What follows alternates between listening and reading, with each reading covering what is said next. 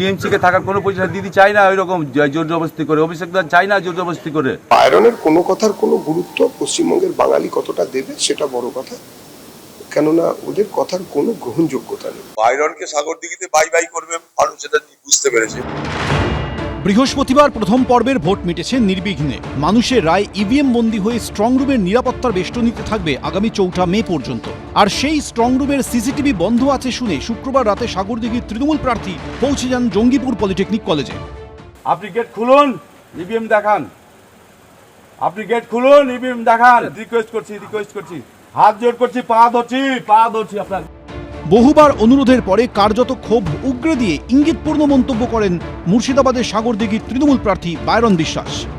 ভোটের আর দরকার নেই বাংলায়, বাংলায় আর ভোট ছিল। আমি আমার বিধানসভা হারছি, জঙ্গিপুর জাকির সাহেব হারছে, শামশেরগঞ্জ নূর আলম হারছে, ফারাক্কা ওই আমাদের আমিরুল হারছে।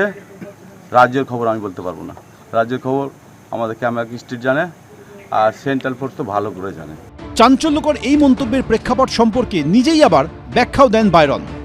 আমি চাই বিজেপি জিতুক, বিজেপি সরকারে আসুক। আমি চাই কংগ্রেস জিতুক, কংগ্রেস সরকারে আসুক। আমি চাই সিপিএম জিতুক, সিপিএম কংগ্রেসে আসুক, সরকারে আসুক।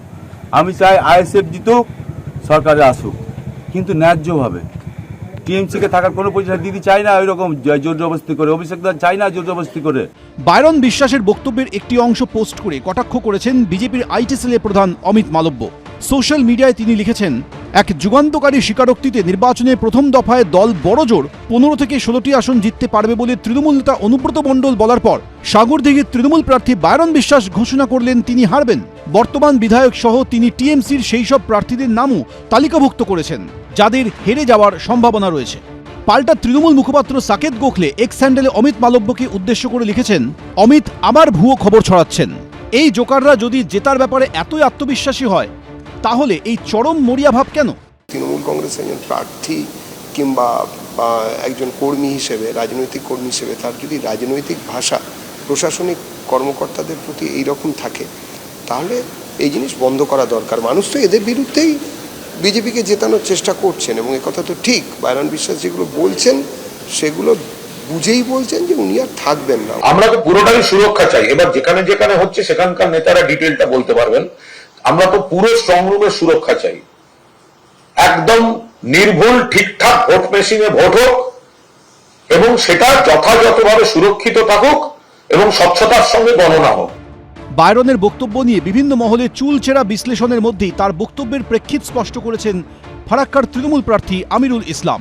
ওখানে যে আমাদের স্ট্রং রুম আছে, সেখানে ওনার যে অভিযোগ বাইরন বিশ্বাসের, যে বেশ কিছুক্ষণ সেখানে সিসিটিভি অফ ছিল, যেটা তার কাছে সন্দেহজনক মনে হয়েছে। তার সঙ্গে যে আচরণগুলো হয়েছে সেটা হয়তো ও বোঝাতে গিয়েছে যে কেন্দ্রীয় বাহিনীর এই ষড়যন্ত্র এই প্রার্থীগুলো হারানোর জন্য ষড়যন্ত্র করছে। তো সেটা হয়তো তিনি যেভাবে বুঝাতে গিয়েছিলেন সেভাবে হয়তো তিনি বোঝাতে পারেননি। সেখান থেকেই কিন্তু তার এই সন্দেহের বাতাবরণটা তৈরি হয়েছে বলেই তিনি কিন্তু এই কথাগুলো বলেছেন।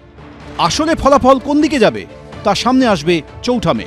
রাজীব চৌধুরী, শিবাশিস মৌলিক, আব্দুল ওয়াহাব, এবিপি আনন্দ। এবিপি আনন্দ, এগিয়ে থাকে, এগিয়ে রাখে।